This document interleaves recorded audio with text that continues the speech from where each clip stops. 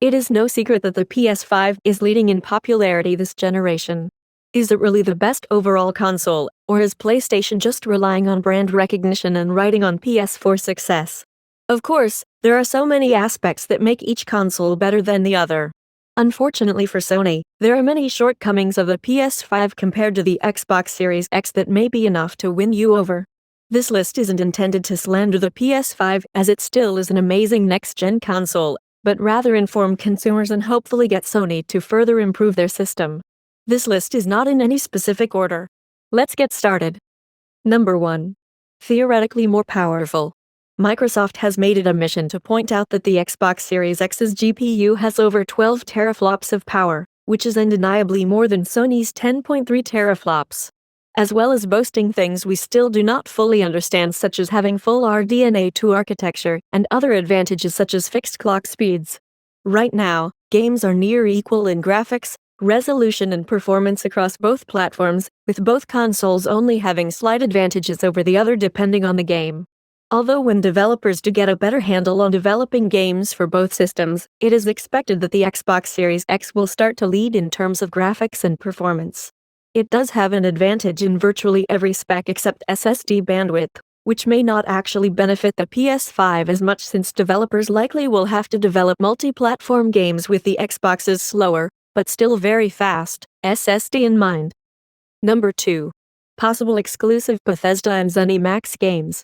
We can't ignore the fact that any of the future IPs under ZeniMax and Bethesda are likely going to skip the PlayStation 5 now that Microsoft has officially acquired them.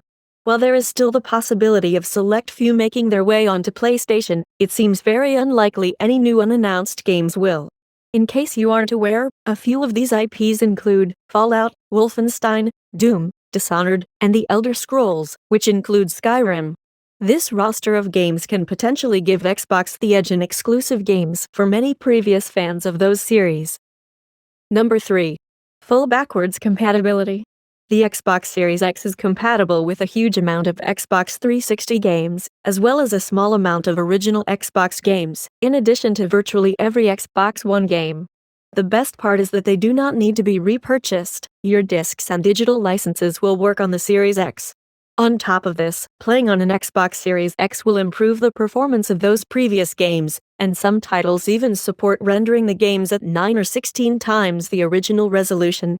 Perfect for making older games look amazing on a 4K TV. This creates a significantly better experience than playing on an original console. Developers have even tweaked and improved certain settings in some games. PS5 is missing any compatibility of games predating the PS4 generation. There was a limited run of resolution-enhanced PS2 games on PS4 that required an additional purchase, and the paid PS Now streaming service can allow a portion of PS3 games to be played without any enhancements. Number 4. Last-gen game enhancements. The PS5 simply plays PS4 games with an increased performance mode. In a few cases, the developers have uncapped 30 FPS games to play at 60 FPS. The performance boost allows games to hit their performance target more consistently than on previous hardware, as well as running dynamic resolution games at their highest supported resolutions. While this is nice, Xbox Series X takes it a whole step further. In addition to applying a performance boost to every single Xbox One game, it automatically forces 16x anisotropic filtering across every legacy game, helping clean up muddy textures at oblique angles. Xbox One X versions of games usually ran at higher resolutions or had other graphical benefits compared to PS4 Pro versions of games, which means the Series X will more often have better versions of last-gen games compared to the PS5.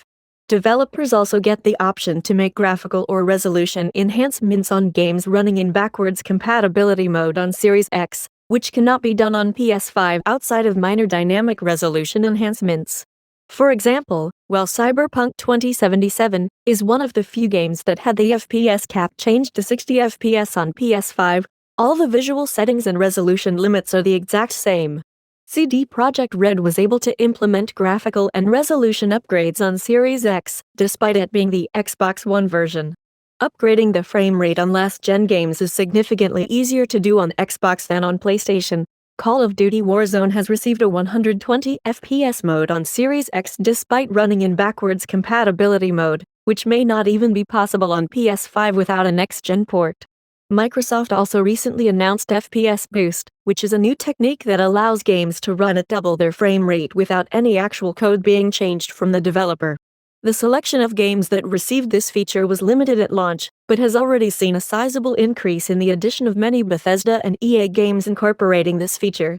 The Xbox Series X backwards compatibility is also better able to utilize SSD speeds on last-gen games, while on average the PS5 does not see as big of an improvement with loading PS4 games. In a lot of cases, load times can be substantially slower than the Series X. For those looking to expand their storage for playing last-gen games, the investment of an external SSD over an HDD is far more beneficial on Series X than on PS5. There are also select games on PS5 that exhibit weird behavior, such as severe graphical glitching in Assassin's Creed Syndicate. Xbox Series X rock-solid compatibility doesn't appear to suffer from any such issue. Number 5. Games Pass and PC integration. Games Pass's value will depend on your game preferences, but there's no denying that Games Pass Ultimate is one of the best deals in gaming. Microsoft literally throws in their exclusive games the same day they release, which is a completely different business model compared to Sony's. Surprisingly, the 2021 release of the previously PlayStation-exclusive MLB The Show series is now going to launch on Games Pass. Sony continues to develop and publish the game. Considering all the studios Microsoft has acquired, means the selection has only gotten better, especially with the addition of a backlog of ZeniMax games. On Games Pass, the games span across different generations of consoles. For a monthly subscription fee, a user gets access to a library of games on Xbox and PC with Ultimate, in addition to Xbox Live Gold and game streaming. Microsoft has even partnered with EA to include their own subscription service EA Play into the mix. There are cheaper versions that don't include everything if you're only interested in one platform. Xbox Play Anywhere program allows for Xbox exclusives purchased once to be played on Xbox consoles and PC. The Xbox controllers also play a lot nicer with PC than PlayStation controllers. No third-party workarounds are necessary, Bluetooth compatibility is better and you will get more accurate in-game button representation. Xbox has also made it easier for developers to integrate free next-gen upgrades with Smart Delivery, although most games seem to offer the same upgrade paths on PS5 in a slightly more confusing manner. Number 6. Same price, better hardware. The Xbox Series X is expected to be slightly more expensive than the PS5 to manufacture, but the Xbox is the same retail price as the standard PS5 disc model it is competing with. Both come in at $499. In some regions such as Canada, the Series X is slightly cheaper than the PS5. The Series X also comes with around 200 GB more storage than the PS5. At the end of the day, the manufacturing cost means nothing compared to the overall experience, but both consoles are offering similar experiences. Number 7. Controller compatibility and battery life. While the new Xbox controller may be lacking in new features compared to the PS5's DualSense, at least your old Xbox One controllers can be used to play Series X games. On PS5, previous DualShock 4 controllers only work on PS4 games despite retaining the exact same button layout and none of the DualSense's new features being essential to in-game compatibility. Sony even gives the option to disable them on PS5 games. Controllers are ridiculously expensive these days, and not having to buy another controller will save a lot of money. Although Xbox is still using AA batteries by default, the battery life will last several times longer than the PS5's rechargeable battery. Even if you were to purchase a cheap third-party rechargeable battery pack for your Xbox controller, the battery life on those typically will still last a lot longer than a PS5 controller, and as a bonus can be replaced a lot more easily, extending the life of the controller. Dolby Atmos and 3D spatial audio. Sony made a big deal about 3D audio on PS5, despite it lacking in comparison right now. On PS5 you must use Sony's proprietary 3D audio software, which right now isn't exactly blowing people away. On Series X you can choose between Microsoft's own Windows, Sonic spatial software, or utilize the far better reviewed Dolby Atmos for headphone paid app. Technically there are 3 different spatial software implementations to choose from, as DTS:X's app is available as well. The only downside is that Windows Sonic is the only one that does not cost anything extra. All three of these software implementations also work on last-gen Xbox One games by utilizing the native surround sound support built into those games, essentially giving a virtual surround sound effect. On PS5, Sony states that 3D audio only works on supported titles, meaning in order to get virtual surround sound on PS4 titles, you would need to invest in a PlayStation-branded headset such as the Pulse 3D or Gold Wireless, or expensive third-party mix amp. On Xbox, any wired headset can be used, even an HDMI one. Xbox's official headset also doesn't require a USB dongle like Sony's does, and also features Bluetooth for universal compatibility and dual audio sources. Even if you are not using headphones, the Xbox Series X has a clear advantage right now. All 3D audio games can be output as a Dolby Atmos signal to be utilized on your home theater setup. These height-enhanced surround systems have increased in popularity and offer an advantage over standard 5.1 or 7.1 surround sound systems, which, as of right now, is all the PS5 supports. Also, if you don't have a surround sound setup, you can still enjoy streaming movies with virtual surround or spatial audio on Xbox, as it can virtualize the Dolby Digital Surround or Atmos codec into headphones. Part 9. Game Distribution. Microsoft allows games to be sold via digital download codes at third-party retailers such as Amazon and Best Buy. This gives players an alternative store other than Microsoft to purchase digital games, also makes gifting games a lot easier. Unfortunately, back in 2019, Sony stopped allowing PlayStation digital games to be sold anywhere else besides the PlayStation Store. This is an anti-consumer practice as users can only purchase disc-based games from elsewhere, giving Sony full control of digital prices. PS5 Digital Edition can't even play discs. Part 10. Better video output, high dynamic range and variable refresh rate. The Xbox Series X has support for Dolby Vision in addition to HDR10. Dolby Vision is regarded as the superior HDR format, which is supported while streaming video on the Series X. PS5 lacks this feature. Right now it's not a big deal, but eventually when games start supporting this feature, the Series X might offer more HDR impact. PS5 also can't output 1440p, which means monitors with this resolution are better suited to the Series X, which does support it. Depending on the display, this means PS may 5th be limited to 1080p if the monitor can't accept a 4K signal, or when outputting 120Hz on HDMI 2.0 displays. The PS5 also has a reduced HDMI 2.1 bandwidth compared to the Series X, meaning outputting a 4K 120Hz HDR signal will require the use of chroma subsampling, compared to the lossless RGB output on Xbox. Xbox Series X has a feature called Auto HDR, which through intelligent AI can convert most SDR games to HDR.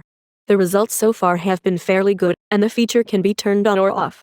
Microsoft has done extensive testing and automatically disables it on games that don't have positive results. The feature even goes as far back to original Xbox and 360 games. On PS5, the HDR support on SDR games is nowhere near as good.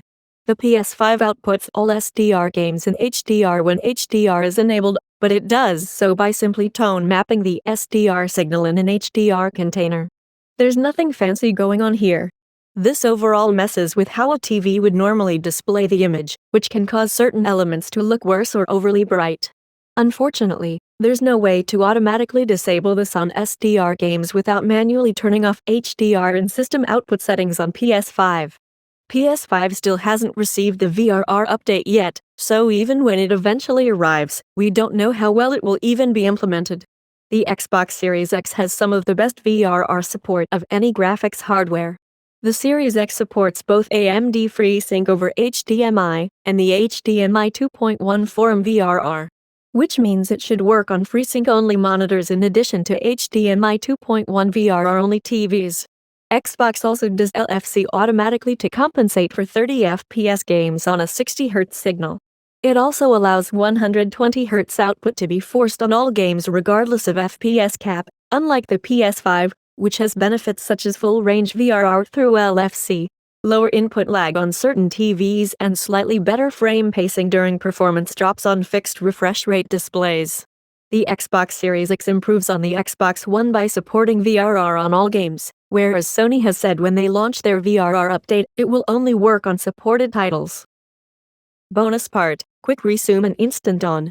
Technically, the PlayStation 5 does have its own version of Instant On, except it isn't nearly as instant. Booting up your PS5 from rest mode doesn't feel anywhere near as quick as it does on the Series X. It's closer to the PS4 in speed, which is surprising since the PS5's SSD is a lot faster. We are not sure if this is an intentional power-saving protocol in the PS5, hardware limitation, or unoptimized firmware. While this is hardly a deal breaker, the PS5 also lacks the feature to quick resume games. The Series X has the ability to save the state of a game while you open up another game. It can switch between multiple saved games fairly quickly thanks to the SSD. This is a useful feature that helps make it feel next-gen, since not even PCs officially have this feature. Unfortunately, there are limitations with supported games and number of save states allowed. This is a feature that could be added to the PS5 in a future firmware update, since it can already load games to developer-implemented states through the cards feature. The PS5 does have a switcher element built into the UI, except it has to cold boot each new game every time. While PS5 games might start up really fast, PS4 games can still take a while. Part 11. Storage and File Transfer. The Series X has just a little over 800 GB of free space, while the PS5 only gets around 667 GB. That's enough for maybe 2 or 3 extra games, not including a Call of Duty game. Also, the Series X right now does support storage upgrades via Microsoft's proprietary storage expansion card. PS5 still has no compatible storage upgrade options. The PS5 will eventually receive upgrades, but its approach is messier than Microsoft's. Microsoft's card is hot swappable and can be easily plugged in, while the PS5 requires the user to screw in an internal drive under the hood of the console. This will mean users can easily swap their storage drives across multiple Xbox Series consoles, while the PS5's drive is locked down and not easily removable. While both consoles support USB 3 external drives for backwards compatible games, the Xbox does it better. The Xbox Series X can cold store next-gen games on the external drive, so they don't have to be re-downloaded. The PS5 still doesn't have this feature despite Sony saying it will eventually arrive. Also, PS4 games on PS5 can only be transferred. You cannot store the game on both the internal and external at the same time, which can be frustrating if you plan on copying the game to another PS5 system. Series X supports copying just like a PC. It also supports multiple external drives connected at the same time, while the PS5 can only connect one at a time.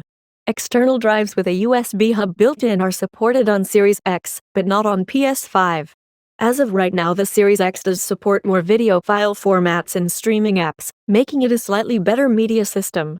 If you still want the ability to play music CDs in 2021, the PS5 cannot do this, but the Series X can. This probably means PS5 will never get the ability to play PS1 or PS2 games from disk. Lastly, another benefit of the Series X is automatic save file transfer via the cloud instead of manually downloading saves on PS5. Both consoles require Plus or Live subscription. Hope you enjoyed this video. Remember to like, subscribe, and check out the main article linked in the description.